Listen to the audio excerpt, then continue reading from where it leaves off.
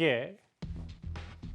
양두구육 인형에 잠깐만 양의 탈을 쓴 강아지 인형 얘기는 잠시 뒤에 바로 만나보기로 하고요. 오늘 민주당과 이재명 지사는 다시 한번 윤 전 총장과 관련해서 대장동 화살을 돌리기도 했습니다. 화면 만나보겠습니다.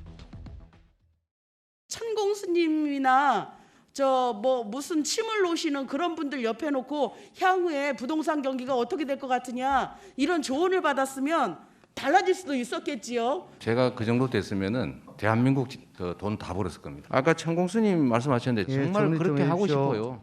미래를 다 내다보고 다른 사람이 못 보는 거 와서 이런 거 예측해서 하면 좋겠는데 정리해 주십시오. 예. 그게 현실적으로 매우 어려웠다.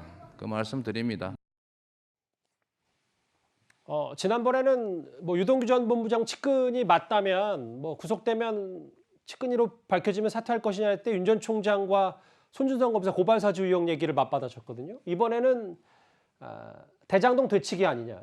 천공 스님, 천공 스승처럼 부동산 예측했으면 좋았을 텐데 이 지사가 이런 답변을 했습니다. 그런데요, 이렇게 뜬금없이 대장동 게이트에 윤석열 후보를 끌어들여서 물타기를 한다고 시도해도 이게 물타기가 될 만한 건이 아니에요.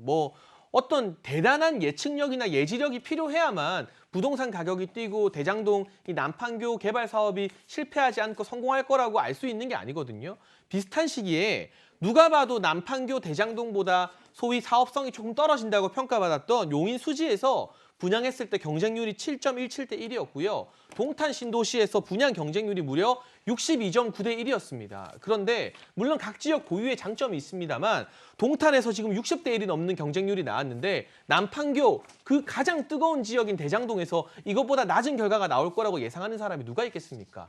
상식적인 판단력만 있어도 대장동 개발은 60대 1 성과가 나온 동탄보다 더 잘 될 것이다라고 판단하고 어느 정도 이익이 나올지를 충분히 예측할 수 있었어요. 그러한 예측이 아주 상식적이고 합리적으로 가능했음에도 불구하고 굳이 이유가 안 되는 그런 여러 가지 이유들로 초과 이익 환수 조항을 넣자는 이 실무진들의 의견을 다 묵살한 채 이 계약을 화천대유와 하나은행에게 떠넘겨준, 그리고 실제로 계약 제시 조건 중에서 제가 누누이 강조합니다만 메리츠 금융의 조건이 훨씬 더 좋았음에도 불구하고 이걸 떠넘겨준 것에 대해서 명확한 이유를 밝히지 못한다면 무슨 예시를 끌고 들어와도 물타기가 잘 안 될 거라고 봅니다. 장평롱아님은 이재명 지사가 윤 전 총장이 대장동 의혹과 아무 관련 없는데 끌어들여서 물타기하고 있다 이렇게 말씀하셨잖아요. 근데 사실 여당의 시각은 윤 전 총장과 박영수 특검의 관계라든지 혹은 곽상도 의원의 50억 퇴직금 논란, 윤 전 총장도 여기에서 자유롭지 못하다 이렇게 보고 있어서 이렇게 천공 스승 얘기까지 좀 나온 것 같거든요. 아마 그런 것 같습니다. 근데 이제 우리가 생각해 보면 7년 후에 부동산 값을 예측할 수 있을까요? 지금 만약에 개발을 한다고 하면 7년 정도 걸리는데 지금 개발해서 7년 후에 분양을 받아야 되는데 오를 거라고 하면 분양을 받아야 되겠죠. 오르지 않는다고 하면 분양을 안 받아야 될 것이고 이재명 지사는 또 한 번 고민을 할 겁니다. 7년 후에 부동산 값이 오를지 낮을지. 오를 거라고 생각하면 5대5 지분대로 받는 게 맞고 떨어질 거라고 생각하면 우선수익 보장을 받는데 만약 이 예측이 틀렸다고 업무상 배임이라고 주장한다면 어떻게 시장이 할 수 있겠습니까? 그런 측면에서 전문가들이 지금 향후 부동산 시가에 대해서 다 예측을 못해요. 오를 것이다, 내릴 것이다. 금리 때문에 또는 부동산 공급이 늘어서 그렇기 때문에 7년 후의 생각을 왜 예상하지 못했느냐 그렇게 비판하는 것은 적절하지 않다 생각하고 딱 한 가지만 말씀드리면 박영수 특검의 딸이 7년 전에 분양을 안 받았어요. 근데 미분양 났습니다. 대장동이 일부가. 근데 지금 15억이에요. 2배로 뛰었습니다. 지금 분양 받잖아요. 본인이. 그런 측면에서 국민들이 다 이런 기회를 가지면 좋겠지만 결과적으로는 부동산은 참 예측하기 어렵다. 이렇게 말씀드립니다. 근데 오늘 국감중에서 시선을 사로잡은 게 하나 있었습니다. 양의 탈을 쓴 강아지, 그러니까 양두구육 인형이 다시 한번 등장했는데요. 저희 화면을 준비했습니다. 대장동 개발은 양의 탈을 쓰고 늑대, 정말 이 탐욕스러운 그런 동물의 그런 본성을 보여준 그 전형적인 사건이다. 장관님, 이거 제가 대장동 근처에서 데리고 온 동물입니다. 뭐로 보이세요?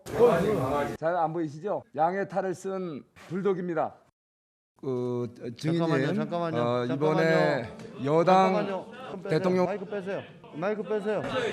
품위를 떨어뜨려가지고 안 하기로 했잖아요. 간사간 합의했잖아요. 일로 와보세요. 자, 제가 안 하시면 잠시 정리하겠습니다.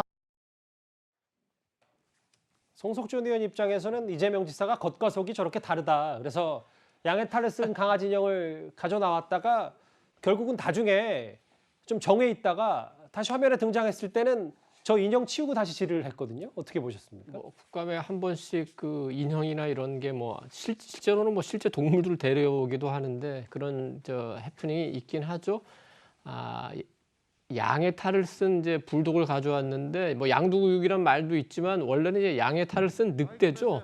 근데 어느 여당 의원이 뭐 GSGG라는 말을 유행시켜서 그런지 뭐 강아지를 데리고 온 것 같은데 사실은 그 조홍천 지금 뭐 위원장 대리가 얘기하듯이 그러니까 감사에 조금 그 방해가 될 만한 피켓이나 여러 가지 이런 거는 가져오지 않기로 했어요. 그러면 그 약속을 지켰던 게 옳았던 것 같고 특히 이제 저 양의 탈을 쓴 불독을 들고 온 저 송석준 의원은 지금 국토교통부 출신이에요. 국토교통부에서 건설 정책국장까지 했어요. 그러면 대장동과 관련해서는 누구보다도 전문성이 있게 정책적으로 어떤 금융적으로 뭐 사업적으로 어떤 문제가 있는지 정말 체계적으로 밝힐 수 있는 분인데 고작 한다는 게 개 한 마리 들고 와서 국감장에서 웃음거리를 만드는 게 할 일인지 야당 의원들이 과연 지금 우리 국민들이 원하는 것만큼 국민들이 화나는 걸 풀어줄 만큼 그렇게 진짜 의지를 갖고 준비를 하고 이 국감에 나와 있는 걸까요? 저는 사실 국토위 쪽에 그 국토부 출신 그 공무원들도 있고 그 대장동 지역구를 가진 그 의원도 있고 여러 가지 기대를 했습니다만 정말 기대에 못 미치는 그 수준이에요. 특히 오늘 지금 이 국토위의 위원장이 야당 소속 위원장입니다. 근데 여기 자리에 있지도 않아요. 알아보니까 이제 오늘 서울시하고 경기도가 맞아요. 같이 국감을 하니까 아무래도 관례상 그러니까 서울이 이제 경기보다 뭐 서열이 앞선지 글로 갔어야 되는 사정이 있을 수는 있습니다. 그렇지만 오늘 국민의 관심이 서울시에 많습니까? 경기도에 많습니까? 물론 여야 합의라는 절차도 필요했겠지만 야당이 정말로 하고 싶다면 위원장이 자기 직권으로서라도 여기 참석할 수 있었던 건 아닌가요? 거기서 지금 우리 야당 국민의힘이라는 제1야당의 정신 상태를 보여주는 것 같습니다. 알겠습니다. 국토위원장 대리 얘기. 그러니까 지금 오늘 의사 진행을 맡았던 조홍천 감사 반장 얘기를 잠시 왜 이렇게 여야가 바뀌었는지 이도훈 의원님이 언급해 주셨는데요. 사실 조홍천 의원, 이재명 지사의 답변 시간을 두고도 여야 간 신경전이 벌어졌습니다. 화면 만나보겠습니다. 아니 질의를 했으니까 지금 답변하는 거 아닙니까? 지금 시계 재고 있어요. 여기는 아니 답변할 기회를 안 줬잖아요. 아니 지금 시계 재고 있습니다. 지금 시계 재고 있어요. 예, 빨리 좀 결론 내십시오. 거의 끝났습니다. 상식적으로 하고 있어요. 아니 답변할 기회를 안 줘가지고 위원장 진행에 대해서 사사건건 그렇게 하시면 시간 계속 늘어집니다. 그럼 발가락질 할까요? 아니 됐습니다. 예, 진행합시다. 조홍천 감사반장이었습니다. 오늘 이런저런 해프닝도 있었지만 사실 예전 국정감사 때보단 이재명 지사가요. 확실히 웃음기가 없는 표정으로 국감에 임했습니다. 오늘 오전 국감을 마치고 이 지사 스스로가 이 국감에 대해서 중간평가를 내렸습니다. 일부 오해하시는 것처럼 국정감사는 인사청문회가 아닙니다. 따라서 저번 국정감사에서 도지사의 직무와 아무 관련이 없는 과거 시장 시절의 시장의 업무 또 개인의 사생활 무제한적인 질문과 공격이 있었는데 제가 답을 못 드리더라도 이해를 부탁드립니다. 지사님 오늘 어떻게 평가하시는지요?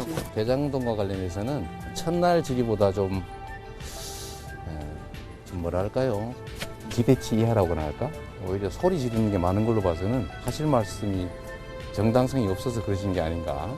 좀 상식에 어긋나는 주장들을 많이 하고 있는 것 같습니다. 당시에 제가 그런 목사를 지시한 것처럼 이런 식으로 왜곡하는 것은 이건 국정감사의 그 품격을 떨어뜨리는 것이다. 국감의 품격을 떨어뜨리는 것이다. 저기 야당 최고위원님이 나오셨으니까 아직도 국감에서 이재명 지사에게 결정타 한 방이 없었다. 야당의 공세가 이런 평가가 많거든요. 어떻게 보십니까? 사실 이제 좀 어려운 질문의 답인데요. 그런 부분이 있죠. 근데 너무 한 방 한 방을 하다 보니까 이렇게 된 것 같아요. 예. 사실은 그 야당은 이 지금 질문할 내용이 많으니까 그 팩트 위주로 사실관계를 조목잘목 질문하고 알았습니까? 몰랐습니까? 뭐 인정하십니까? 이렇게 물어봤으면 참 좋았을 텐데 계속 한 방을 뭘 터뜨리려고 하다 보니까 이런 식의 지금 국정감사가 됐는데요. 저는 사실은 초유의 사태라고 일단 보여져요. 민주당과 지금 이 이재명 지사의 그런 행동이. 왜냐하면 보통 대선 후보가 되면은요. 그 지사직을 그만두고 사실 국정감사에 나오지 않는 게 보통의 생각이잖아요. 예. 근데 지금 본인이 경기도 지사를 내려놓지 않고 지금 나온 거예요. 그 이유는 뭐냐면 다른 사람한테 맡겨놓으면은 지금 자료들이 다 나갈 수 있고 그다음에 어떤 대답을 할 수 있으니까 그걸 미리 막기 위해서 아마 본인이 자료 제출도 안 하고 그다음에 본인이 핸들링할 수 있는 범위 내에서 지금 대답을 하고. 설마 그랬겠습니까? 뭐 이 지사도 정면 돌파하고 국민들께 소상히 밝히기 위해서 나왔을 수도 있죠. 네, 근데 이제 야당의 입장에서는 그렇게 보여지는 예, 거죠. 예. 그렇다면은 사실은 감당해야 되는 부분이 커진 거예요. 이재명 지사 입장에서도 어떻게 그 경기도 지사 그 범위 안에서만 묻겠습니까? 그 전에 성남시장으로 있을 때 당연히 대장동 사건에 대해서 물어볼 수 있는 거죠. 제가 만약에 그 자리에 있었다면 정말 저는 물을 게 너무너무 많은데 좀 안타깝습니다. 예. 저는 그렇습니다. 뭐 국민의힘에서 지사직 유지하면서 나와서 답변을 하라고 하지 않았습니까? 그런 측면에서 뭐 답변을 했다고 생각되고요. 실제 이제 대장동 같은 경우는 국민들께서 워낙 관심이 있으니까 예. 경기도 국감과 상관없음에도 불구하고 답변을 해야 되는 게 맞고 또 본인도 그것에 대해서 답변을 하기 위해서 나왔던 것이니까 그렇게 이해하면 될 것 같고요. 다만 대장동이라든가 이런 국민의 관심사가 아닌 전혀 무관한 경기도 지사의 업무가 아닌 것까지 물어보는 것에 대해서는 조금 정당하지 않다. 이런 표현이라고 보여집니다. 예. 품격 얘기까지 보시는 것처럼 이재명 지사가 저렇게 언급을 했는데요. 알겠습니다. 지금도 국정감사가 진행 중이고 저희가 핵심 의혹 순서대로 그리고 여러 그 해프닝성 화면들까지 한번 모아봤습니다.